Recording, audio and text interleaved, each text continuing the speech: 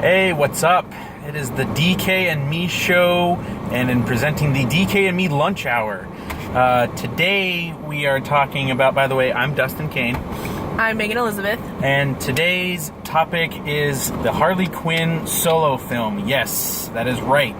Margot Robbie, because of the sudden success of Suicide Squad, is actively trying to make a Harley Quinn / Joker film spin-off happen. And not only that, but she would be one of the producers on the movie. Now, what we're going to be breaking down today is what we're expecting to get from the movie and where it's going to fit in the DCEU and how it's going to follow up Suicide Squad based on how the movie ended. By the way, just up ahead, possible spoilers for Suicide Squad. So if you're watching, please turn back now. But if you have seen the movie, then please continue watching. Anyways, I'm going to go to the recent Harley Quinn fan over here and, yeah, take it away.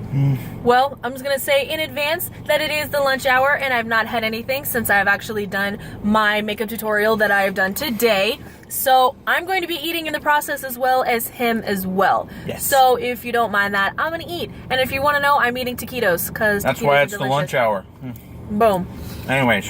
But let me just say, right offhand, I am extremely excited. Yes.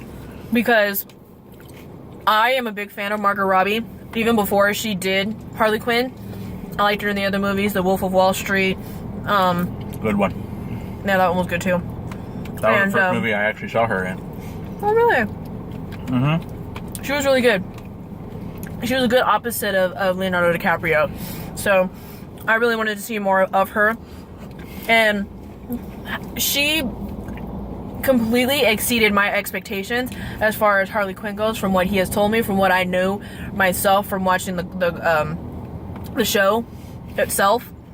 So I am extremely excited. It definitely piqued my interest with the comic books and wanting to know more about her. I know he's very excited because he's been trying to get me into comics since we've been together. So bad. You have no idea. So I finally found one. I'm definitely interested. I'm more than intrigued. So what basically I am expecting, and here's what the spoilers from the Suicide Squad is going to come up. In Suicide Squad, there wasn't. I mean, it was really wrapped around all of these like crazy misfits, but I know a lot of it was surrounded by Harley Quinn and the Joker. A lot of people are indifferent about it. They thought that they needed to have more of the other characters. I personally enjoyed knowing more about it, and the fact that they're making a movie of just, Harley Quinn. Actually, no, that's not true. They're going to be having not just Harley Quinn, but it's going to be the other misfit female villainous characters that they're going to be having in there as well. So I'm excited about that. I know I grew up with a lot of the Batman movies, especially Poison Ivy, Catwoman, all of that stuff. So it's going to be exciting to actually see them back on screen. Which would be involved in the film. Actually, they have said that if they were to do a Harley Quinn solo film, they're going to include Poison Ivy, the Birds of Prey, which would mean, the daughter of Batman and Catwoman, so to speak. At least that's the way I've known it to be. And then Barbara Gordon, also known as Batgirl. So, so all those characters would be involved in the movie. And then I just read online today that, they shot a whole lot of footage from Suicide Squad just with Harley Quinn and the Joker, and that they did not put in the movie that I really hope they put on the DVD, even though director David Ayer has said he won't. But I really hope he does. So everybody out there, if you want to see that, do something on Twitter that's going to make him want to do it. Please, David Ayer, make it part of the Suicide Squad DVD release, please. Anyways, there was a lot of footage in there that could actually just be used for, a whole entire film. And what Margot Robbie has stated, she just absolutely fell in love with Harley Quinn, the character, everything, and I mean, it shows in the movie. And then that was probably some of the best chemistry in Suicide Squad, was the backstory between Harley Quinn and the Joker. And, we've seen these characters grow over time in comics and animated series and video games. heck, like from what I've seen and all of that, it's just, I mean, like I said, Harley Quinn really I can't get over how well she played her character. She was probably the best suited for her character. Not to knock anybody else for their performances, but to all those haters out there yeah. who thought that Margot Robbie didn't actually portray it, let me just clarify something right now. The creator himself actually said that Margot Robbie did it tremendously. Okay, I don't know what other type of confirmation that you haters need as far as that goes, that she did not do a good job. If the creator says that she did a phenomenal job and exactly how he portrayed the character, what more do you want? And now, like, seriously. One of the questions I had stated on my post earlier was, how does this follow Suicide Squad? And this is where the spoilers come in. Suicide Squad actually ends with the Joker breaking into Belle Reve and taking Harley Quinn away, getting his girl back, and that's how it ends. So I'm wondering, is that where the Harley Quinn movie would take place? I'm wondering how they're going to fit that in along with Man of Steel 2, because as we know, Marvel has squeezed films into their schedule that they had originally had, but then, when Spider-Man and all that came out, they squeezed all that in there and had to rearrange some of their other movies. So I'm wondering now, do they stick with their schedule, or do they try to squeeze in a possible sequel to Suicide Squad? Do they try to squeeze in a Harley Quinn Joker movie? And of course, Man of Steel 2. Do they try to squeeze that in, or do they wait for their phase 2 of the DCEU? And it just depends on what Jeff Johns wants to do. I guess we'll just have to wait and see, like everybody We'll have to wait else. and see. So, did you have anything else that you wanted to add? Any more love for Harley Quinn? What you're expecting to see from the sequel? Based, like, what reference they're going to take from? Are they going to take from the last DC reboot, the New 52? Are they going to go with more of the video game route, like from the Arkham series? Because she was pretty ruthless in that one, and that's where I think Harley Quinn got a lot of her inspiration from to me. But yeah, do you think they might? And here's a possible thing: they might do a prequel movie, or they might shoot some, new footage to go along with the footage they've already shot for Suicide Squad. That's actually exactly what I was going to say. So, what I would like, quite frankly, from someone who is probably going to actually buy the comics now, should go get them like today. I'm just saying, because they have released new Suicide Squad and Harley Quinn comics. Yes. Moving on. Anyway, what I would like, personally, I would like to know more about her background story. There you go. I know what's been going on, kind of the base from what they portrayed in Suicide Squad when they were describing all of the misfit characters, but I'd like to know what caused the love affair, what really triggered into actually loving her, or loving the Joker. What Joker used to manipulate her so much to where she became a very faithful companion, even with all the crazy stuff that he had her do just to show her devotion. I can actually answer that one for you. The reason why Harley Quinn became the way she did, and this is just from what I know, is the Joker just manipulated her into helping him break out of Arkham Asylum. Well, that I know. I knew that part. And if she did so, he would love her forever. And but I mean, we also have to think of a background story, because not anyone is just going to fall in love with a crazy killer. But, they might, you never know with the way movies are nowadays, especially the comic book movies, they do end up twisting it around somehow. But still keeping with the original way that it was done. Yes. I don't mind a little change here and there, but if you completely change it up and don't reference any of the source material, then I got a problem. But, like I said. But I think what I'd like the most is that background story, and also end it to where they ended it in Suicide Squad.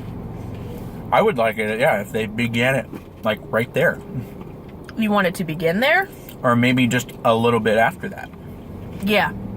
Just to see what happened after. And I think that would also trigger the other misfit characters that were in the movie as well to possibly get their own movies. I mean, nowadays that seems to be the norm of doing prequels. So I mean, I think that would be perfect to do. I mean, they did it for the Avengers.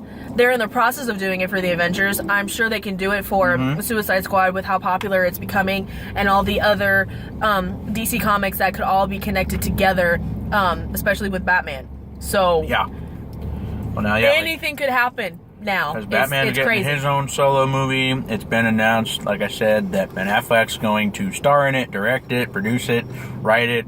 I mean, heck, Batman's doing everything nowadays. But that can be another. Ben Affleck has no other life. That'll be on another video. When it gets closer to time for that. But yes, I think that's what I would like to expect. We're definitely gonna go see it. I might even want to do the midnight showing. Not sure yet, depending on finances and time. The Batman movie? No. Well, maybe. But I'm thinking about the new Harley Quinn movie. Oh yes. I would really like to see that probably a couple more times. And see, I think that if Margot Robbie keeps pushing it and pushing it and pushing it, I think Jeff Johns is going to sit back and go, you know what? Let's just do this. Because this character is getting a lot of praise now more than ever because of Suicide Squad.